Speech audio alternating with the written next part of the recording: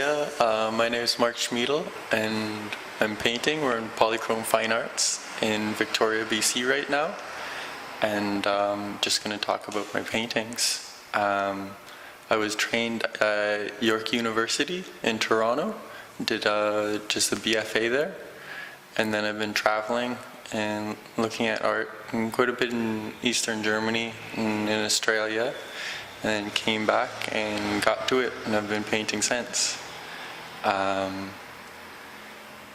Yeah, these two are my paintings here. There's an earlier one, and then this one I did a little bit later. I'm going more that way. I was heavily influenced by abstract expressionism. So it's quite the thing for abstract painters to understand and just to understand and then take what they can from. I love the modernists. Maybe this one would be, I've always loved Kandinsky and Moreau. So that one has a little more of that going on. But for artists that are later, and that might go into my later work in the process, would be Frankenthaler or Robert Motherwell. Motherwell's ideas influenced me quite a bit in how he talks about what's the best way for making a painting. So it's very much process-based for me. And I never know what a painting's going to look like at all when I start out. It just, you just work on it. I've been thinking of it kind of in the strain of the modernist strain of musicality or synesthetic experience. So that where I started was that colors, a blue is the same as that a note's just a note of music, and that's pure, the modernist pure opticality. And I guess at base that's what I work with. So hopefully they seem musical. That's what I strive for a little bit. And also metaphorical, just suggestive, I guess, with the different colors, and just the way they're organized and the different weights. That's the basics of it. I've been doing acrylics. These ones are acrylic. And I've just started doing oils now. To just get it a bit beefier and get stuff a little more complex.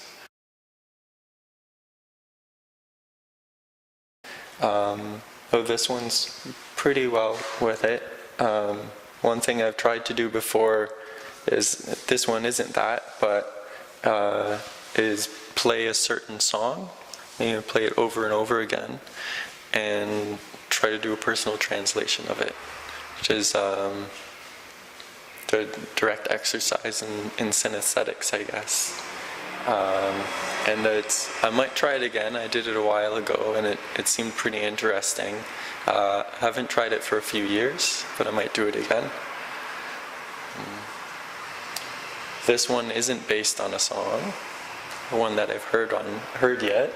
But I think for me, the weight of the colors and the placement and then all the properties, the hue and everything, all can carry equal kind of musical qualities in them. Say that these are dragged out sharp notes or something like that, higher notes. And there's a heavier with basses going on in here a little bit. I think I do experience things a little bit that way while I'm painting. And then even repetition is a big thing for me. To have repeated forms for compositional unity, and for the music, the aspect of it. What do you have? You often see repetition in my paintings of or similar forms, if not the exact same. Let's say just these three, and even this one, if you look, is the same, but it's almost a negative or an outline. This, of course, is that shape as well within it in a certain way, but mutated. And even down to this is the peak of one. So it's variations on one form. So right now, a big division that I think of when I'm choosing my colors is that between natural and more synthetic, and that's a big division for what they just suggest, that you could have a certain blob of color that's very synthetic relative to the other colors, and that of course refers to its own synthetic. It's almost a metaphor to things that are synthetic, or you could even extend it into it's a cyborg or something. You'd say that a certain orange or green is about iPods or something like that, you know? So this painting's got a little bit of that going on. There's the oranges I'd see as more synthetic. The blue is very much more natural for me, especially with more of a flesh tone in the color down here. And the other thing is here too is how the colors are used, let's say in the mark making, that this one is a drag with a loaded brush with other colors in it, so it's got that movement dynamic in it, while this one is very much just flat. So those can influence what a paint mark means.